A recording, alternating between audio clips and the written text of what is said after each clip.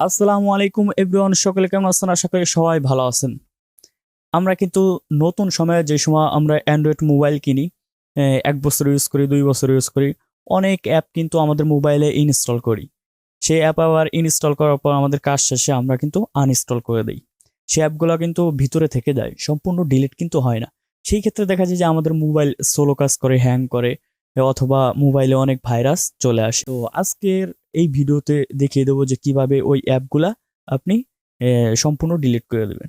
এবং আরেকটি সেটিং দেখাবো যে আমরা যে মোবাইলে যে অ্যাপগুলা ইউজ করি, সেই অ্যাপগুলা কিন্তু বিভিন্ন ধরনের ডেটা আমাদের মোবাইল থেকে নিয়ে যায়, অথবা আমাদের যে ডকুমেন্টগুলো থাকে সবগুলো কিন্তু নিতে। কোনো অ্যাপ আমাদের মোবাইল থেকে কোনো ডিটেলস এবং আমাদের যে ডেটাগুলো থাকে, প্রাইভেসিগুলা, ওইগুলো আমাদের মোবাইল থেকে নিচ্ছে কিনা, এই সেটিংটাও আপনাদেরকে দেখিয়ে দেবো যে এগুলো আপনি কিভাবে দেখবেন যে নিচ্ছে কিনা আসলে কোনো অ্যাপ। তো কথা না বাড়িয়ে চলুন ভিডিওটি শুরু করা যাক। দেখা হচ্ছে ইন্ট্রোর পর।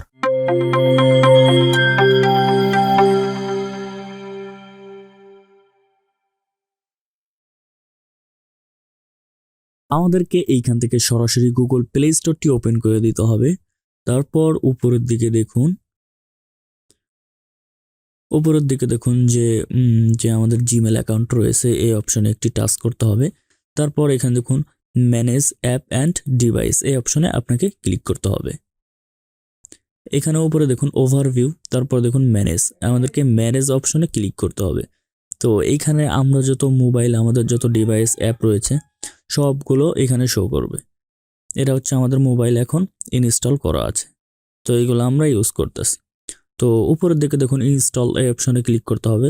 তারপর এখান থেকে আমাদেরকে সিলেক্ট করতে হবে নট ইনস্টলড, এই অপশনে ক্লিক করব। তো এইগুলো হচ্ছে আমাদের মোবাইল থেকে যতগুলো অ্যাপ আমরা ইনস্টল করে আনইনস্টল করেছি, এখন আমরা ইউজ করি না, ডিলিট করেছি, সেগুলা এখানে আমরা পেয়ে যাব। এখানে দেখুন সবগুলো অ্যাপ এখানে আমরা পেয়ে যাব।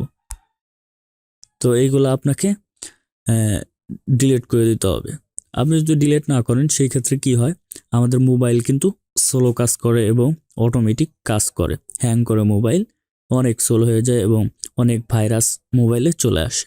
তো এগুলো আমরা কিভাবে ডিলিট করব, এখানে দেখুন টিক মার্ক দিয়ে দিয়ে রাখতে হবে। এখানে টিক মার্ক সিলেক্ট করে দেবেন, সবগুলোতে টিক মার্ক দিয়ে দিবেন। তো আমি একটি একটি করে টিক মার্ক দিয়ে দিচ্ছি। তো আমি ভিডিও বানানোর জন্য এগুলো ডিলিট করি না, আপনাদেরকে দেখানোর জন্য।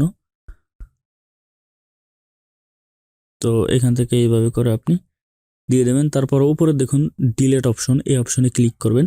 তারপর এখানে দেখুন রিমুভ, এই অপশনে ক্লিক করে দেবেন। তো এখানে সবগুলো আপনি সিলেক্ট করে এখান থেকে আপনি ডিলিট করে দেবেন। তো আমি সবগুলো করি নাই, আমি পরে করে নেব। তো এখান থেকে ব্যাক করব।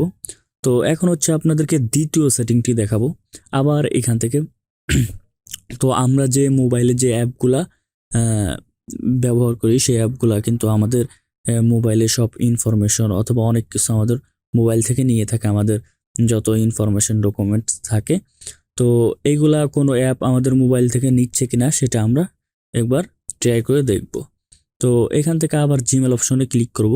তারপর নিচে এখান দেখুন পেলে প্রোটেক্ট, এই অপশনে ক্লিক করব।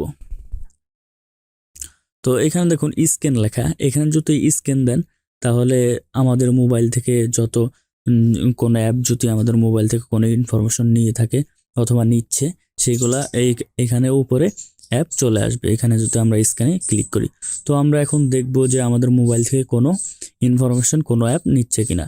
তো এখান থেকে আপনাকে স্ক্যানে ক্লিক করতে হবে। তো দেখুন স্ক্যানিং শুরু হয়ে গেছে। তো কোনো অ্যাপ যদি আমাদের মোবাইল থেকে কোনো ইনফরমেশন নিয়ে থাকে উপরে শো করবে। তো দেখুন উপরে নো লেখা চলে আসছে।